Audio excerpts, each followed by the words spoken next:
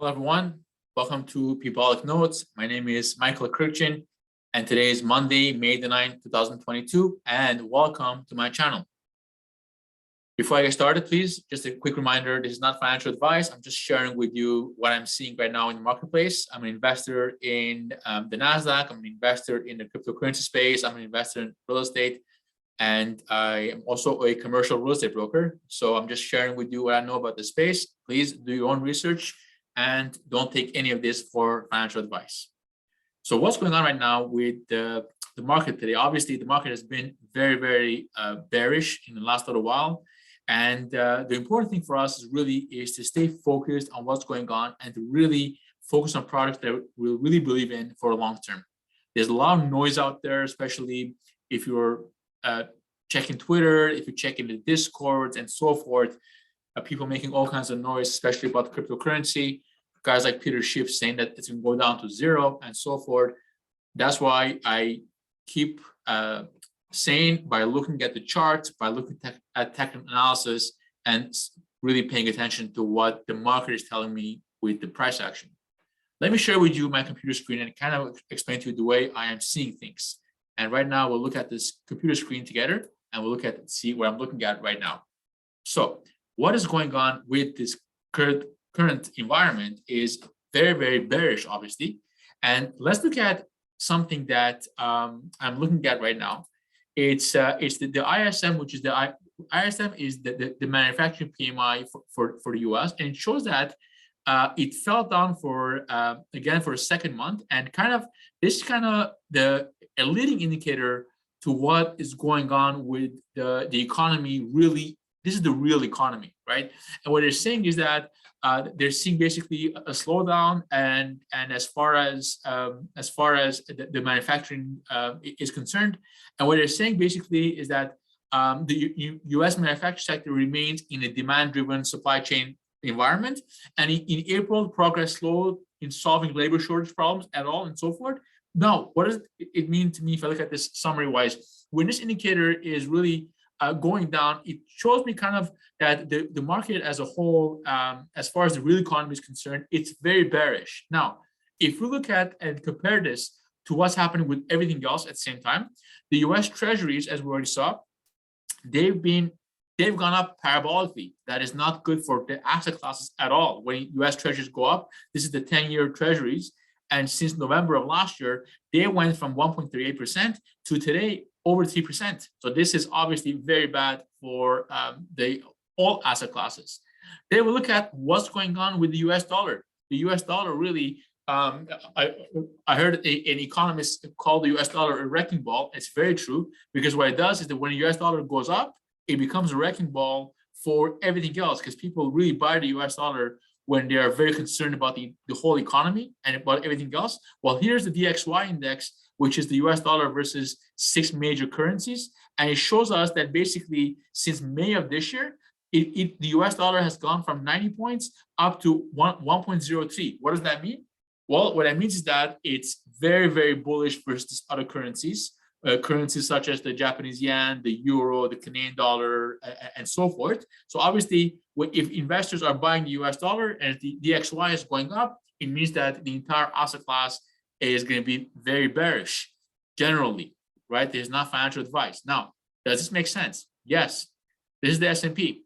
So look at what's happening to the S&P. The S&P is running a very bearish tone. Right now, it's if I look at the daily chart for the S&P looks really bearish. It looks like there's a wick here, and chances are it looks like it's definitely going to go down to 2,936 points if it didn't.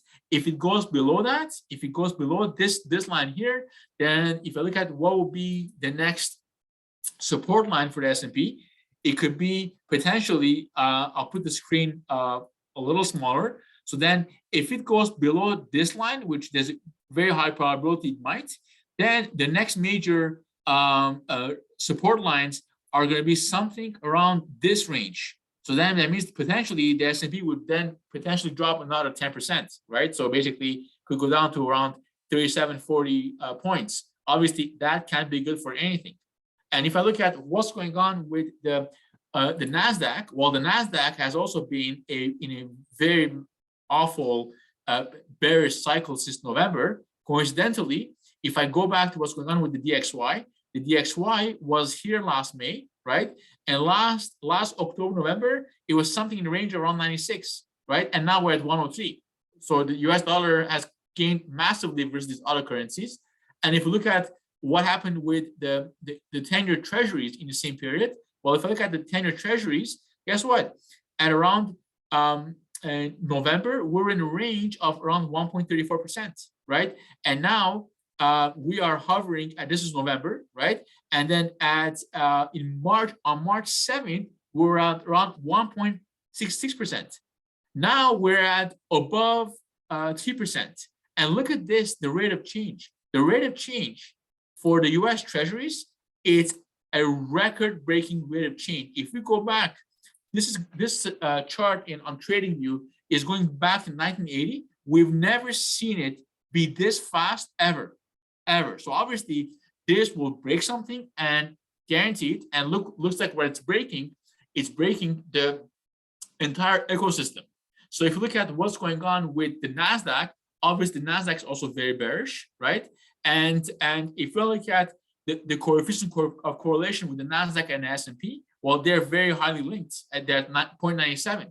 Now, why is this very important for us? Now, if I go back to our Bitcoin cryptocurrency, right? So if you look at, this is Bitcoin all time. So where we're at today, Bitcoin is at the price range exactly where it should have been. If you look at this since 2015, 2016, it looks like Bitcoin right now is behaving exactly as it should have. So right now we're in this range over here.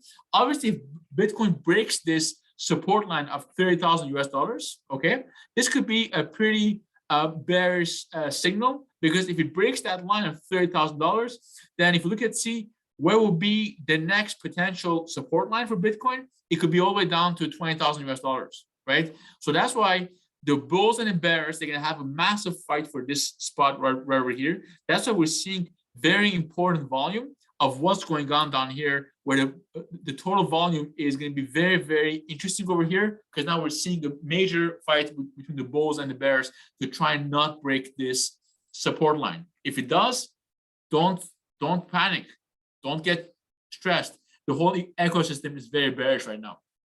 If I look at what's going on with Ethereum versus Bitcoin, so that's very interesting, because if I look at Ethereum versus Bitcoin, it looks like it's kind of in this triangle, in this formation. It looks like it's staying in this zone. Meanwhile, if I look at what's going on with Ethereum by itself is right now very, very bearish, right? So look at this. If I look at the weekly chart, we're at basically the 100-week moving average right now. So imagine this, we're at the 100-week moving average. It's well below the 50-week moving average, and it's also well below the 10-week exponential moving average. So this being said, Ethereum is right now in really bear market territory. And since Ethereum has a very high coefficient of correlation with Bitcoin, it means that as Bitcoin is having a hard time, which we know it is, because right now Bitcoin is still below its 20-week SMA and 21-week EMA. It means that Bitcoin being so bearish, as we're seeing from these charts as well, then there's a very high possibility that Ethereum will suffer as well. And of course, as Bitcoin goes, so does the entire cryptocurrency space. That's why if you look at what's going on with the entire cryptocurrency space, we're actually below the 100-week moving average. It looks like we're right now really just broke that. So meaning that this entire ecosystem could potentially go lower to easily to a market cap of something in the range of $1.26, $1.27 trillion. So meaning that there's a good possibility that we may go down another 5-6% in the near future. So let's keep our eyes on the space. Let's pay attention to what's going on with the ecosystem. And as there's any more updating to be done, I will do so. And keeping our fingers crossed, stay focused in the space, and don't get too discouraged by the negative noise that's out there on social media and so forth. Thanks so much for watching, everyone.